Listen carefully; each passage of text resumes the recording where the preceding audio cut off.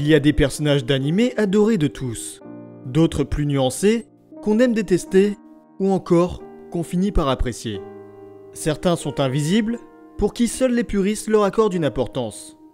Et d'autres sont condamnés à être mal aimés, le vilain petit canard d'une histoire où ils ne trouveront finalement jamais leur place. Jeune adolescent aux hormones grandissant et au chara-design rabaissant, immature, pervers et qui n'a pas non plus été gâté par son alter, Mineta n'a pour beaucoup pas sa place dans ce monde héroïque. Et pourtant, alors que tous les regards sont posés sur ses défauts, il a prouvé qu'il méritait d'être un héros. Tel David contre Goliath, le petit trouillard a su faire face aux plus grandes montagnes.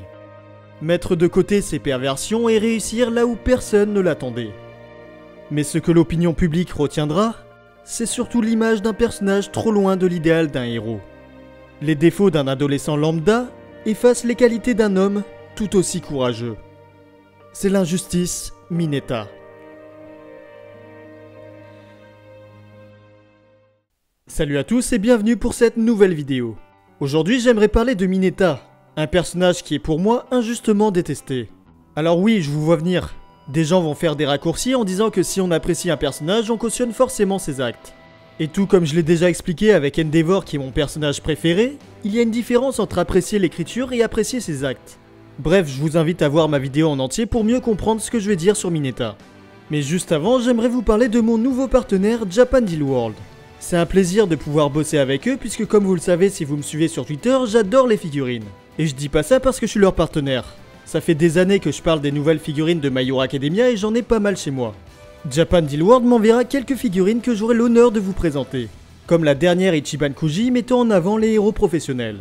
C'est les seules figurines à ce jour de Mirko, Headshot et Best Genius et elles ne devraient pas sortir en France.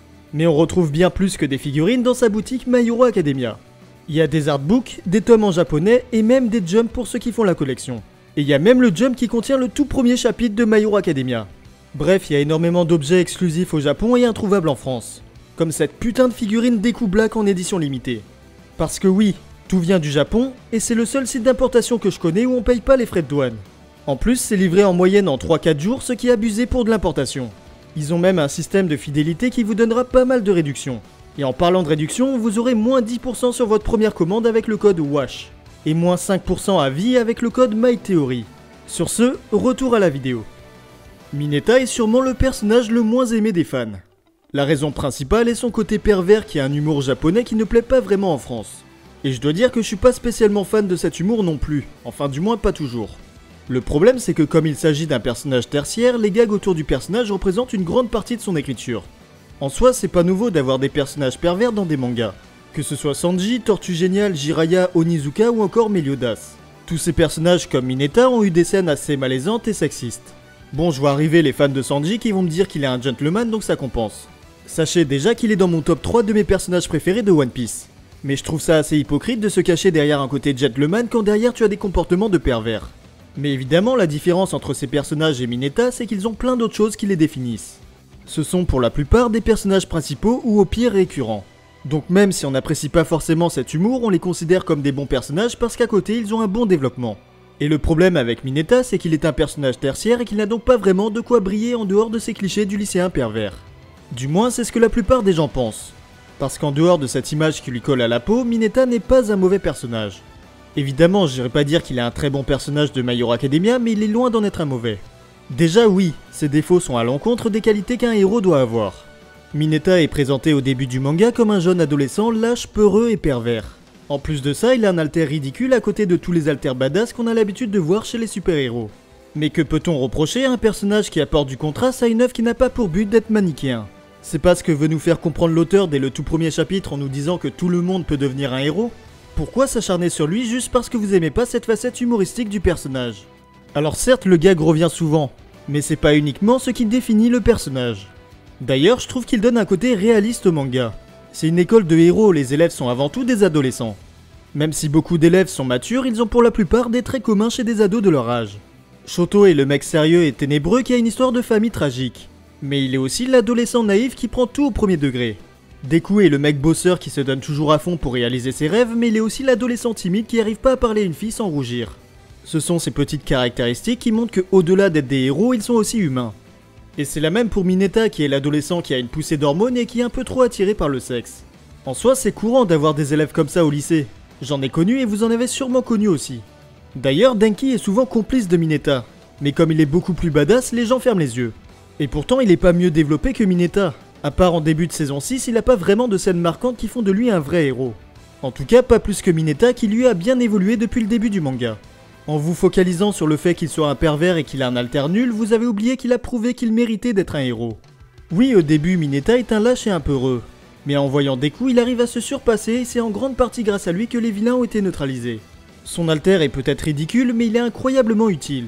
Ses boules n'ont aucune limite et peuvent coller n'importe quoi. Ça veut dire qu'il pourrait potentiellement neutraliser n'importe quel adversaire. De plus, certains l'oublient, mais il est le 9ème meilleur élève de la classe. Et chose que peu de personnes savent, d'après l'Ultra Analysis, il est l'élève le plus intelligent de la classe derrière Momo. Donc encore plus intelligent que Deku. Bref, Mineta a pas mal évolué depuis la toute première saison. En effet, il n'hésite pas à mettre de côté ses perversions pour agir en tant que héros. Dans les scènes de la vie quotidienne, il a peut-être un caractère qui plaît pas à tout le monde, mais en tant que héros, il a fait beaucoup de chemin. Au début, il était même pas capable de se battre face à des vilains. Il préférait choisir l'option de la fuite. D'ailleurs, ce que dit Recovery Girl est très intéressant parce qu'elle se met à la place de tous ceux qui pensent que Mineta ne mérite pas d'être un héros. Réussir à UI est très compliqué, surtout qu'on n'a aucun objectif. Et pour elle, Mineta n'en a pas. Comme pour Ochako qui veut devenir une héroïne pour de l'argent, Mineta a seulement pour but de toucher des femmes. Sauf que comme pour Ochako, Mineta va également évoluer dans son approche. Il veut devenir un héros pour avoir du succès avec les filles. Et il veut devenir super pour devenir un héros. Du coup, il arrive à faire abstraction de ses fantasmes pour réussir à se comporter comme un vrai héros. Et lorsqu'il est dans cette situation, il est redoutable. Il peut mettre en place des stratégies très intelligentes avec son alter. C'est comme ça qu'il a réussi à venir à bout de Midnight alors qu'il était tout seul. Mais c'est également le cas lors de l'examen du permis provisoire où il a joué un grand rôle dans la qualification des élèves de la classe A pour la deuxième épreuve. Même si on l'a très peu vu face à des vilains, à chacun de ses combats d'entraînement, il a prouvé qu'il méritait d'être un héros. Et c'est pas pour rien qu'All Might a dit que tous les élèves avaient l'âme d'un héros. Tous les élèves, y compris Mineta. Même Aizawa, qui n'a pas hésité à renvoyer une classe entière, n'a jamais rien reproché à Mineta. Parce que peu importe son caractère dans la vie quotidienne, si d'un autre côté il a les capacités pour être un héros. Et c'est dans la saison 6 qu'on verra à quel point il a changé depuis son premier combat face à un vilain. Pour ceux qui veulent garder la surprise, je vous invite à aller au timecode indiqué. C'est un spoil assez important donc je vous préviens. Face à la guerre, Mineta ne va pas fuir, même en se retrouvant face à Gigantomachia. Certes, il est avec d'autres élèves, mais il aurait pu ne pas vouloir faire face au vilain le plus puissant. Et il prouve encore une fois l'utilité de son alter. Même si ça suffit pas à arrêter Gigantomachia, c'est ce qui permet de le faire trébucher. Oui, vous ne rêvez pas, cet alter que vous avez sous-estimé a permis de ralentir le vilain le plus puissant du manga physiquement. Bref, Mineta a toujours été ingénieux dans la manière d'utiliser son alter. Il a continué à vouloir devenir un héros alors que beaucoup n'auraient même pas pensé ça possible avec cet alter. Et rien que pour ça, il mérite d'être respecté. Après, pour ce qui est de son caractère, il devient plus sage même s'il garde un côté pervers. Mais Mineta a évolué sur beaucoup de points et il était important de remettre les points sur les i. J'espère que cette vidéo vous fera regarder Mineta d'un autre œil, et que vous ne verrez pas que sa facette pervers mais aussi celle du héros qu'il est devenu. En tout cas, si cette vidéo vous a plu, n'hésitez pas à vous abonner et mettre un petit pouce bleu. Sur ce, je vous laisse avec les figurines que m'a envoyé JD World. N'oubliez pas que vous avez moins 10% avec le code WASH. Tchuss!